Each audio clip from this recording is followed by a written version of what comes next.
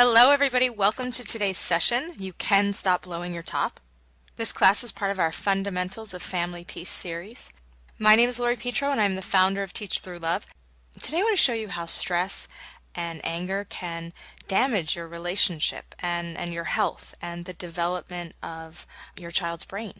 And I want to introduce you to some steps for starting to take control of your emotions and starting to manage that stress. I think that the number one greatest factor influencing our lives today is anger and stress. I mean, every day we are faced with challenges and upsets, maybe changes we don't expect, or people that don't agree with us that we may have to do some conflict resolution with or have challenges with. And really how we deal with what life throws at us will tell us a lot about how well our needs are met. It will also tell us a lot about our own children and their behaviors. And we can start to recognize the source of our feelings, which are connected to our needs, and this manifests in our behaviors. So when we're really willing to start taking a look at what's going on in our lives, it really helps us to start creating that peace in our families, because we can't have peace if we are in a state of anger and stress. And so many of us are living in chronic states of anger and stress. And really how well we manage our own tempers and emotions is going to show us a great deal about where we can make those changes, where we need to make those changes. The trick is really learning when our triggered anger is a healthy response that we can manage, or whether it leads us to a fear and then the stress and emotions that come and therefore unmanageable. And when has it become a pressure cooker of repressed feelings that are waiting to explode? You know, anger is healthy and stress is normal in a healthy response to unknown circumstances or events, and stress isn't always bad. You know, when the stress response in our body is activated, it's not always a bad thing. It leads us to make changes, and we can't always stop the frustrations that come up, but instead we have to grow and learn from them. And that is what we want to teach our children. This is how we manifest resiliency and how we grow tolerance and how we access empathy. It's really about managing what's going on inside of us. And we can deepen our relationships if we're willing to go there. And sometimes if we don't manage our emotions, we just want to go and control everybody, because when we control the environment, we can feel safe. But really, life's upsets are often what lead us to really necessary and important changes in our lives. Maybe more awareness, greater adaptability, an increased ability to be flexible, emotionally flexible. So we have to know how to recognize it and how to offload stress in healthy ways, because sometimes we think just because we show our anger and we release it, that means that we've managed it and that we've actually released it. But really what we're doing is we're just releasing pent-up feelings. And we need to go a little bit deeper, one step further, and start to investigate those feelings. So some of our goals are really to realize the benefits and the purpose of anger, to see anger as more than just aggression, but to really see it as the result of unexpressed emotions. And also to recognize when that anger has built up and what are the behavioral symptoms of stress and how is that affecting me and my child. And we want to be able to prepare and protect ourselves with this foundation of positive coping skills. This is really important. And today we're going to start to unravel where the anger is stemming from, where the stress is, and we're going to start to pinpoint those things, because once we know where it is, then we can start to build that foundation of positive coping skills. Of course, we want to understand the impact of negativity on our kids and on their developing language, on their memory, on their ability to cope themselves, on their ability to learn and to form relationships. We have a really big impact on that, and how, you know, the state of our homes, the tension in our homes, or the level of joy and ease that our kids feel. And I'm not saying everything has to be easy. But is your home a place where there's a lot of strict rules and tension going on? And maybe it's not because of the strict rules, maybe there's just some tension, but what happens is kids then resist being controlled. When they feel tense, it builds up, and any little attempt to control them or change them without first connecting to them will be met with resistance. So you can see how it builds up in the whole family. So we want to expand the whole family's window of tolerance. We want everybody to be able to handle more and more stress. We all have different levels. We all have different temperaments. Kids will have different levels of tolerance to stress and change. They have different sensitivities, different preferences. But when you become a detective and you start to really know and understand yourself, you start to understand your children individually and see them as having unique needs and different ways of expressing themselves. And just like we interact with different friends in different ways, we want to do that with our children. It's not about just making everybody get along, because we can't just tell people to get along. We actually need to create relationships. So that's why so much of this work is about relationship, and not about what are we doing, but more about how are we feeling? Are we connected? So let's start with just a short activity to get us in touch and aware of our bodies, because the first place that we will feel stress and anger is in our body. So I want to start an activity where we repeat negative statements to see what happens to our bodies. So I want everybody to think of a situation. It can be trouble that you're having with your child, a challenge. It can be with a boss or a coworker or a spouse, family member, whoever. Just think of a challenge that you're having with someone, or maybe it's just a challenge that you're having with yourself, a personal challenge. And what I want you to do is I want you to think about that challenge. Maybe it's, no one ever listens to me. My child never does what I ask. Whatever comes up for you, I want you to think about that and create one sentence. And now I'm going to start a timer, and for 15 seconds, I just want you to repeat that statement, your negative statement, over and over in your head, as fast as you can. Just keep repeating it. Really get involved with the emotion, because I want you to notice what happens, and then I'll stop the timer and we'll check in with how we feel. Ready? Begin.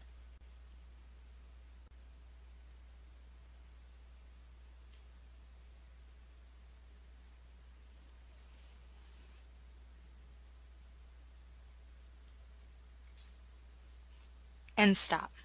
Now, how did that feel? What happened in your body? Did your face get hot? Did your chest get tight? Did you feel anxious? Did your arms feel like they needed to move? Things happen in our bodies when the stress response is activated. There are certain signals that we'll get that we are in a position where we feel like we can't handle what's going on. So what happened to your body? Does my face get flushed? Do I start to tremble? Does my stomach feel all fluttery? Everyone has a different response to strong emotions, strong negative feelings. So start to notice your response. Now I want to do the opposite. I want everybody to reframe that sentence. So if your sentence was, nobody ever listens to me, then I want you to reframe your sentence and make it something positive. Maybe, I feel heard and respected every day. Or I choose to meet my needs in ways that allow me to feel respected. Take control of your feelings, reframe it in a positive note, and then I want to repeat that statement for 15 seconds over and over in your head. And then we'll come back. All right, does everybody have their sentence? And begin.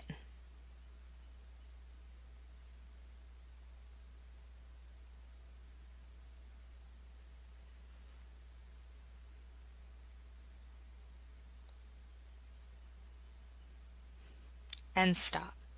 Did you notice a difference? What happened in your body when you began to focus on that positive emotion, that affirmation of well-being that you have for yourself? Did anything happen? Notice what happens when you focus on the positive versus the negative. You probably felt some relief. Maybe your shoulders relaxed. Maybe it was something as simple as you were able to unfold your hands and relax them for a moment, or loosen your grip. Maybe you just opened up your palms. You want to start to notice the difference and start to notice how your body reacts to stress. This is going to help you not only model for your children how to get in touch with their feelings and how to regulate their emotions, but it's going to give you the ability to handle more. Because when you start to notice what happens in your body, you can stop yourself. You can go, you know what, I know that I'm heading off track here. Now I can take a deep breath. I can go in another room. I can, go run outside for a moment, maybe a little jog, go in the workout room. whatever it is that helps you calm down, what happens to your body in those moments when we were just discussing that negative statement, that's the cue that you want to start, those are the cues that you want to start to look for. That's having body intelligence. We want our kids to be able to recognize what their bodies are doing. Sometimes when when they start feeling all of that emotion, they become flooded with these stress hormones, it's very uncomfortable and it's very unnerving for children. I mean, it's unnerving for us, so you can imagine what it feels like to children. And they don't know that their anger has a purpose. They're just too young. They don't understand the purpose of emotions yet. Now, older children, depending on their level of emotional intelligence, how well you understand your own emotions, they may need some help with it. Your 12-year-old may still have the emotional coping skills of maybe only an 8-year-old. It really just depends on what we've given our children. So it's important to look at your individual family and how do they manage stress? How do we cope? How do I manage anger? What is anger? Anger is an emotion with a range of intensity from mild displeasure to extreme frustration. But it's a reaction. It may be to a perceived threat or a fear that we may not even be aware of, but that's unconsciously directing our behavior. But anger is a powerful flooding of intense feelings, and it's a message that tells us that we are hurting, or that there's something happening that we don't want to happen, and that we don't want to feel this way. So we have to use it as a signal. It's a tool to help us identify our needs, what's missing, and it helps us find the motivation to adapt and change. Looking for more of what we do want. Now, anger has 3 channels in the body that it goes through as it manifests in our systems. The first thing is what we see and hear, our perspective. So it goes through our cognition, our thinking. Anger comes from a lot of the times the story that we've told ourselves about what we are seeing and hearing. It's just our interpretation of events. And then there's our physical reactions. The second channel that it goes through as it starts to manifest, it's this physiological system. This is when the flooding of hormones is happening. This is when we accept that story that we're seeing, our body follows through, and it gives us this set of emergency responses and a procedure that it goes through to help us manage. And then our behaviors is the last channel that it goes through. How do we respond, or how do we react? That's based on our ability to recognize and manage that anger before it starts to manifest in our behavior. So that's why breathing is so important. Before we even say anything, take a deep breath, because breathing deeply into your diaphragm activates the relaxation response. It helps us calm down. It's not just, take a breath because that'll waste time. It's take a breath because you're actually physically affecting your body. You're shutting off the stress response. A lot of the times we walk into a situation with our stress response activated. Now, anger can be a really powerful communicator, but it needs to be managed, or it can become destructive to our health and to our relationships. And young kids, a lot of the times they see adult anger that's unmanaged. And this can cause a couple of things. One, they can be desensitized to that anger and use it themselves because they feel that this is the tool that I see being used. I'm going to try this out. And also it can cause changes in their brains, because kids who have to adapt to a lot of tension or verbal violence or even physical violence, but it doesn't have to be that extreme. It can be just fighting. It can just be nasty tension that's going on in the home because there's a lot of stress, or it can be other challenges that maybe we just have to deal with. Maybe it's not so extreme, or it's not intentional chaos that's going on, but there's a medical issue. Maybe there's someone that's sick in the family, or a divorce is happening. This can also cause stress. So it's not that we're intentionally trying to stress out our kids. There's lots of different causes. But if we're sensitive and aware to how our anger is communicated and expressed, we can start to help our kids. Sometimes kids are even expected to just have nothing to be angry about. They should just maybe get over the adult anger that they see or that's shown towards them. Or maybe they should accept it as, good for them. That was a lesson. But the message that they receive is usually not the one that we want. They can internalize negative self-concepts based on what we tell them. You should just get over it. Or that's good for you. Then they start to question their feelings versus what people are telling them about how maybe they should feel. And then down a cycle of damage we go, and not only to our relationships, but also to our kids' ability to cope. So when we ignore or dismiss or refuse to acknowledge our kids' anger, it's going to lead to frustration, feelings of helplessness, loss, shame, especially shame's a big one that can come, and self-doubt for our kids. We have to understand that anger is going to show up when we have unmet needs or when we have fears and emotions that become too much to handle. Anger isn't shown to try to get our way. It's an expression of what we're feeling. And anger is a universal emotion. We all experience anger. Of course, like I said, the sources of anger can be really different for each person, and our ability to manage that anger affects, I think, how much we experience. You know, if we go around angry or thinking about all of the negative things that we have to deal with, or maybe all of the stress, if we focus too much on that, we're going to see more of it. It's just impossible not to. What we focus on expands. Now also your family and maybe your community or your peers or whoever are the primary people in your social group, how they handle anger and how anger is expressed is also going to have an effect. Some families are very expressive and some are repressors. I know that my family they don't hold in their emotion. You see their anger and it's very clear. And my husband's family, on the other hand, is the exact opposite. You don't show anger. That's not appropriate. It's repressed. It's closed down. Neither one is necessarily healthy. We don't want to have this unmanaged expression of emotion that's just a free-for-all, because that can be hurtful. We have to be aware of how we are expressing our anger, but we also don't want to stuff it down and hide it so that nobody sees it. So whether we lay it all out or whether we let it simmer underneath until we can no longer handle the pressure and that need, and we need to release, we can start to take control of how we experience our anger. Anger can thrive if we let it. But again, ultimately we want to recognize that anger is a message. It represents our fears, our unmet needs, maybe some unheard or unprocessed emotions. And this fear will affect every aspect of our mind, our body, our brain function, our mental and emotional states, our immune function. These can all be linked to how well we handle stress and how well we process unhealthy emotions. And kids have less ability to manage their feelings on their own. They need our constant support. Not only just our modeling in this area, but they definitely need our support, and not our advice, but just our understanding and our empathy. They don't need us to fix it. They need us to provide them empathy and understanding and then tools.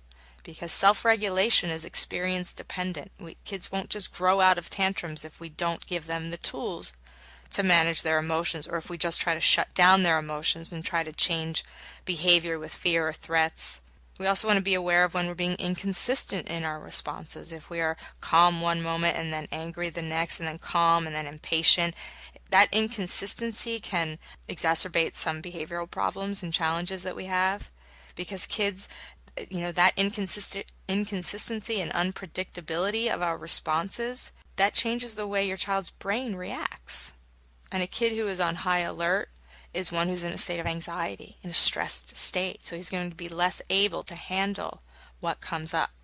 So as I mentioned, how well we manage stress and anger is often determined by how it was modeled for us in those early years, those first 5 years, by the significant people in our lives. That blueprint gives us the roadmap for how we see the world and how we respond to the world. And unless we do some conscious looking into it and discovery, we may still be reacting the way we reacted 20 years ago. And maybe that's not appropriate. Maybe it's not serving us now. Maybe we've come to the place that we find that we need to now adapt and reframe some things and shift out of those behaviors.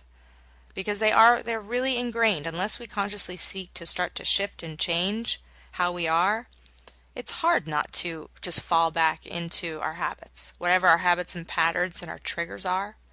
So as we've been exploring our family history, you want to also explore, how did my family express anger? How did my parents show anger? How do I show anger now? How was it formed in my early years? What did I see? What were the messages around anger that I got? Anger that's not properly channeled can frighten kids, even big kids, even if it's not directed at them. Younger kids, not teenagers, but younger kids, they pick up, well, all kids pick up on the anger, but younger kids will likely think that they're the cause. They don't have the ability to see the big picture. They will likely think that they are the cause of your emotion, which again leads them to doubt and fear, and then they start fearing their actions, maybe walking on eggshells. And then we think, oh, these kids are respectful and, good kids. We start to label them with these judgments, but kids who are quote-unquote respectful may also be shut down. And kids who are shut down are not processing their emotions in healthy ways. They're stifling them. They're repressing them. So if we're tense or agitated or if we're highly reactive, then we know that our kids are also going to be highly reactive. And if our kids are remaining on high alert in a hypervigilant state, they are going to react to any slight change. The slightest change or disruption may set them off. And then we think, oh, there's no reason for you to be so upset, but we don't realize that they're actually living in a chronic state of stress.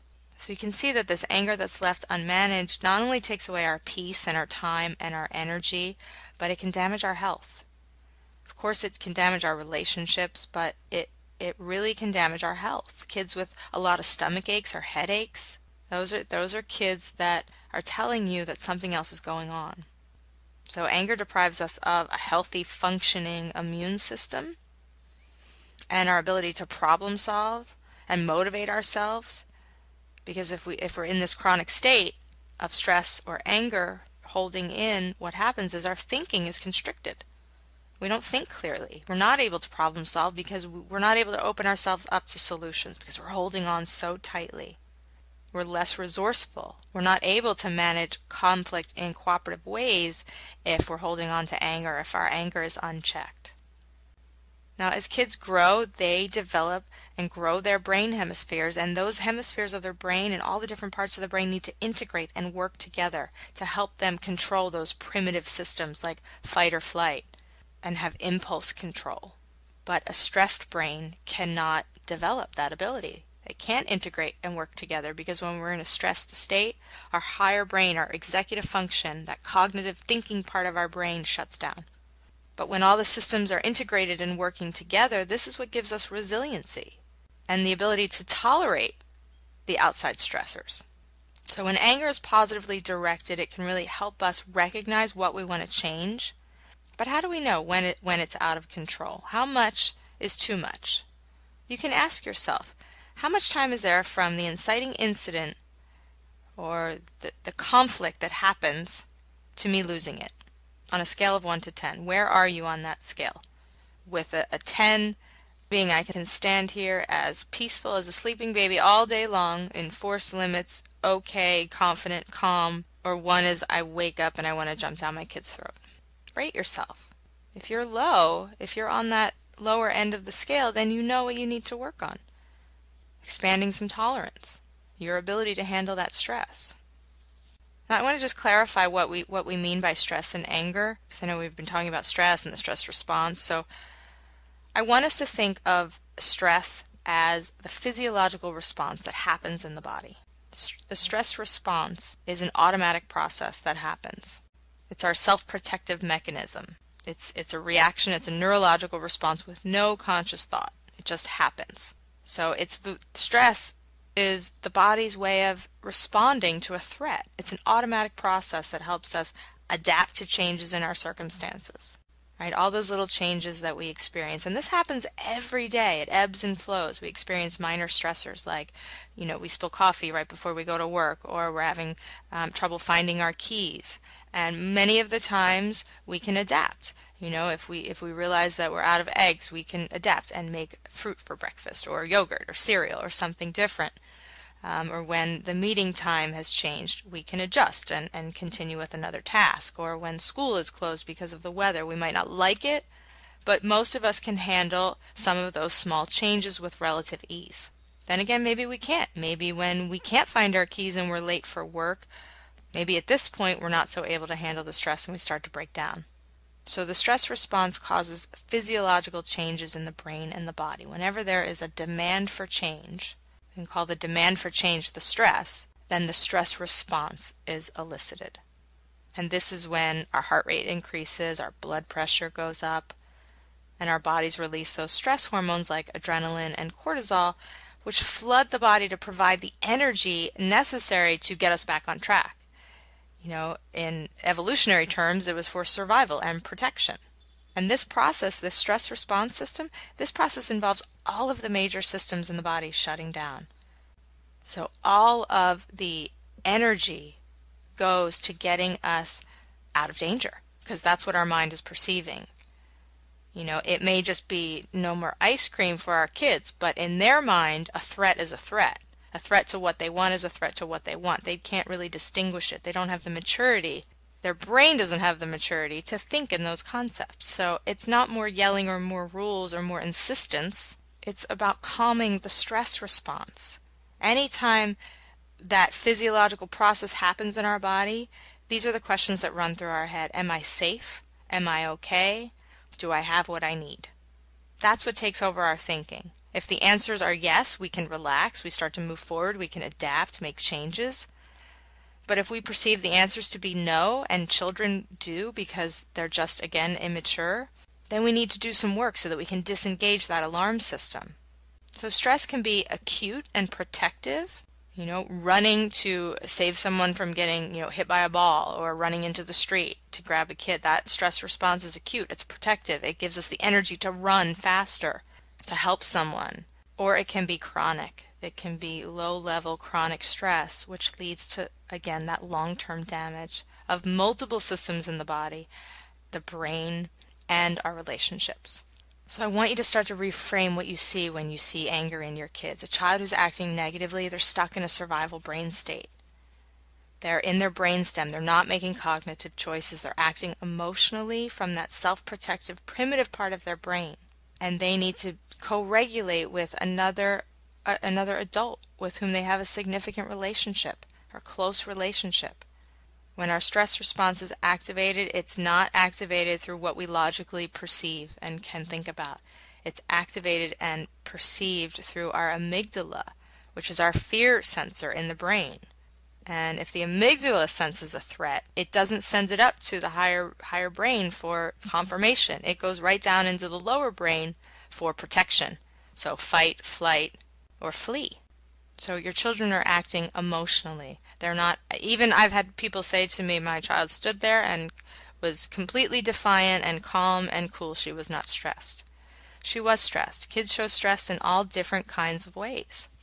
And just because it seems like a calm, rational act of defiance does not mean that it wasn't happening from a stressed state, because negative behavior always happens from a stressed state.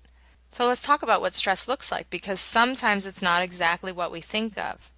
There are really basic stress reactions that we can think of as normal and typical or natural, like a baby cries if there's a loud noise, or startles if there's fast movement, or if a child hears an angry voice, they might run and hide. That seems like typical and natural response to stress that you might expect.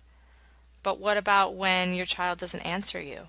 When you ask the question that you know they know the answer to, but they don't say anything? That's a stress response. The child who lies, who refuses to admit to a lie, is experiencing a stress response. So it's not just the child who acts out. So we may see that temperamental changes or changes in disposition or mood or negative behavior, those are obvious symptoms of stress. But some of the other maybe not so obvious signs for kids are maybe when they become very clingy. Sometimes that's a normal phase of development, but if it goes on, you can suspect that there's some stress going on.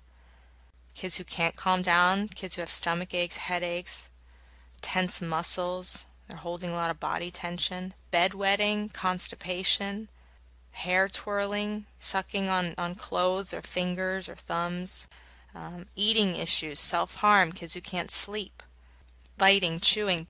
These are all symptoms of a kid who's living in a stressed state. Now for adults may be unable to sleep. The stress hormone cortisol is tied to our circadian rhythm. So that's why stress affects and disrupts our sleep. We may be anxious or hyper alert.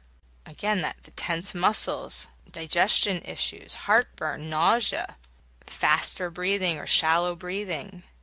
These are some of the signs and symptoms that we may overlook. The children, of course, are more vulnerable to stress, and children under 6 particularly, they are developmentally less able to really, again, comprehend those events and see them as separate from themselves. They're not really able to change their reactions and their behaviors in response to their own stress. They can't think about the big picture so easily.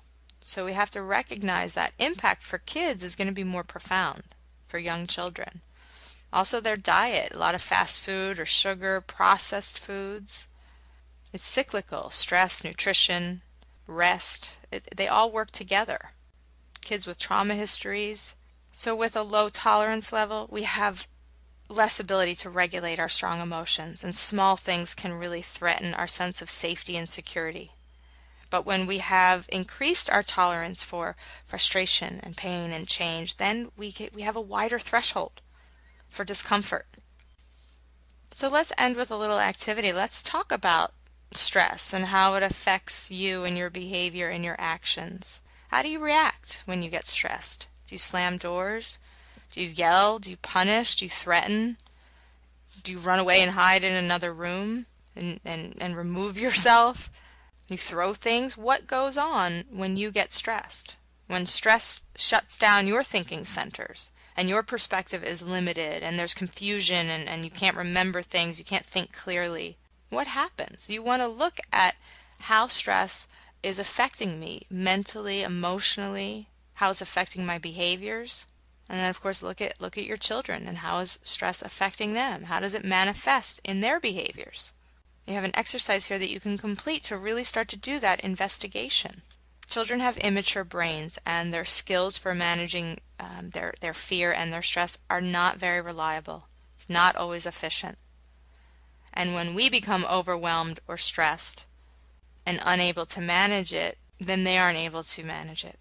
Kids have very few coping skills, so we as parents are there to provide the repetition, the consistency, and the proper model, and so that they can develop tools for responding to that stress and disappointment and frustration. Remember, it's not about fixing the emotion. It's about helping our kids cope, giving them the time to offload their emotions so that they can come to a place of being ready for solutions. You have to remain calm. If you don't, your child can't. So for this week, what I want you to do is start to check in with yourself. How full is your tank? Emotionally, you want to check in. Where am I? Am I on E? Empty? Is my gas tank full? Are my needs met? Have I had enough sleep? Do I feel heard? Do I feel recognized? Do I have purpose? Because when you're in that state, when all those things are lining up, then you feel emotionally stable. Your tank is full. But when you feel like you don't have the resources or the support, or you feel unheard, not valued, then you're going to be on E. So what I want you to do is every morning this week, I want you to check in and ask yourself, where am I? Where am I on this empty, full tank emotionally? And if you notice that you're on E or close to E, I want you to think of 2 action steps that you can take to meet your needs, to fill up your tank. How can I move towards emotional balance so that I'm not feeling drained? How can I manage upset feelings? How can I meet my needs? The way you can check in and find out where you are, where your set point is, where you are emotionally is, how do I respond to stress? Do I have coping skills available? Do I use them? So I want you to check in with yourself for the next week, every day. And then what I want you to do, this is a final exercise for you, is to start to recognize your triggers, because when our tank is on E, we can get triggered really easily. But we want to begin to develop a new framework for responding to our own triggers so that we can start responding to our children in different ways. So we have to start learning where our reactions come from. What I want you to do is take the worksheet that you have in the handouts, and every time you get triggered, every time something sets you off, I want you to jot it down. If you can't jot down everything in the moment because you're not able to, write down as much as you can. Where was I? What happened? Who was present? And then I want you to go back later. If you can't do it in that moment, go back later and start to answer the questions. At first decide what level was this trigger? Was I moderately triggered? Did I get really upset or did I explode? And you want to chart it, break it down, and fill in where this trigger was. And then ask yourself, what happened? What needs were missing from my awareness? What was I feeling? What happened in my body? So this week I want you to keep a log of when you're triggered, asking yourself those questions, and then after you have identified some of the emotions and named them, see if you can connect those feelings to a need. Did this experience give rise to any other memories that are popping up which may be connected to my unmet needs? Can I connect this trigger to a significant event or a defining moment? I remember a time when I was having difficulty with my child, and I felt like she was needing me and shouldn't be needing me, and here my response was directly connected to a phone call I had had earlier with someone that made me feel unacknowledged and not recognized.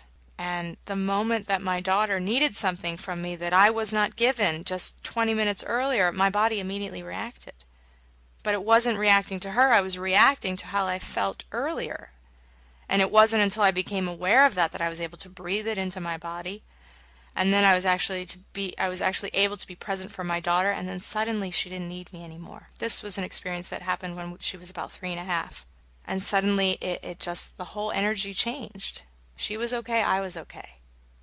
But if I had held on tightly to that feeling of anger and resentment of her needing me in this moment when I just needed her to be independent, when that's what I thought I just needed, if I'd held on to that, it would have been a very different scenario. So you want to start to recognize what triggered me. When we start to recognize our triggers, we really bring ourselves to a sense of empowerment and really being able to handle situations. When our feelings are left unmanaged and even unrecognized, that's when we lose it. That's when that chronic stress starts to build, because we never pay attention. So when we talk about teaching through love, it's really about 100% acceptance of where you are right now. This is not about changing to never express anger, to never get triggered. This is about accepting where you are and where your child is in their development.